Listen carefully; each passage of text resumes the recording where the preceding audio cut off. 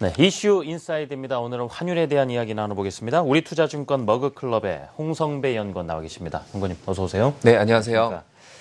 자, 이 달러 강세 부분 계속해서 말씀을 드립니다. 뭐 상대적으로 유럽이나 일본 쪽에서 돈을 계속 풀어대니까 네. 유로 화인화가 너무 약세가 돼서 상대적으로 또 달러가 강세되는 측면도 없지 않아 있어 보입니다만 일단 연구원의 말씀도 좀 깊이 들어보고 싶습니다. 최근 환율의 움직임부터 한번 쭉 훑어보고 시작을 해볼까요? 어떻습니까? 네. 예. 최근에 좀 환율 변동성이 좀 심해지고 있습니다. 네. 일단 기본적으로 원달러 환율이 1,060원까지 급등했습니다. 최근 일주일 사이에 20원 이상 오른 그런 수치인데요. 원화만 물론 약세를 보이고 있는 것은 아닙니다. 주요국 통화 대부분이 미국 달러화 대비 약세를 보이고 있는데요.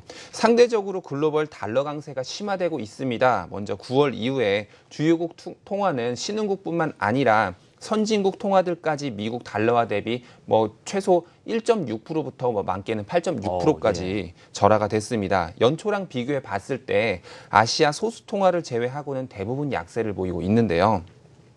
최근 일주일 동안만 보면 원화의 약세 강도는 상대적으로 타 통화 대비 큰 편입니다. 물론 일단 우크라이나 사태 관련해서 서방국들로부터 경제적 제재를 받고 있는 이 러시아 루블화 그리고 중국 경기 회복 지연에 따라서 그 원자재 가격 약세 영향을 받고 있는 브라질 레알화 그리고 뉴질랜드 달러와는 조금 다른 얘기라서 논의 대상에선 제외하도록 하겠고요. 근데 일단 9월 FOMC 이후 그리고 스코틀랜드 분리 독립 투표가 시장에 큰 충격을 주지 않고 마무리되면서 좀 진정되는 듯 했는데요. 최근 양적 완화 축소 얘기가 다시 나오면서 글로벌리 환율 변동성이 많이 확대되고 있는 상황입니다. 소위 슈퍼달러 현상이 시작되고 있는 게 아니냐 이런 이야기들도 좀 들려오고 있습니다. 그렇군요.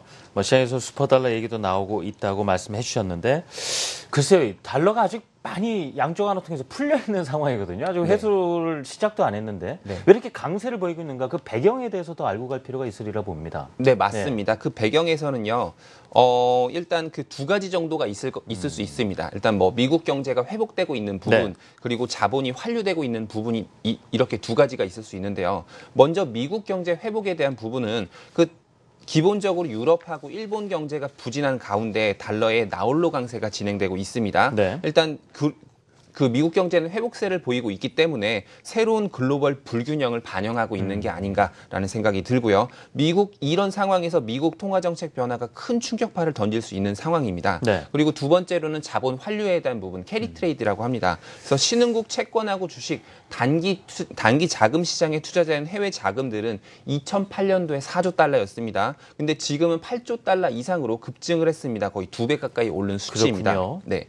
일단 이자율이 낮아서 달러 자금을 빌려서 신흥국 자산에 투자를 했다라고 보시면 됩니다. 다들 아시겠지만 캐리 트레이드라고 하는데 최근 달러 강세에 따라서 이 자금이 역류하고 있는 그런 부분입니다. 그래서 기본적으로 외국인들이 쉽게 자금을 인출할 수 있는 이 한국 자본시장은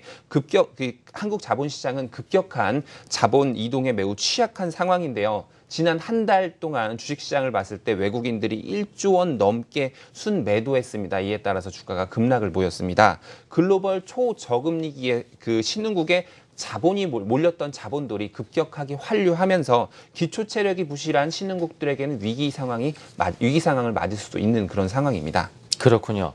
자, 그렇다면 지금의 이런 달러 강세 현상이 언제 계속 될 것인가? 결국 출구 전략이 본격적으로 이제 시작이 되면은 더더욱더 가수해지지 않을까 당연히 그런 예상도 가능합니다만 지금 상황에서 봤을 때는 증시에 계신 분들도 그렇고 그 환율 움직임 안 볼 수는 없으니까요. 네, 맞습니다. 어떤 포지션을 가지고 좀 대응을 해 나갈까 하는 부분에 있어서 조언을 해주셨으면 합니다.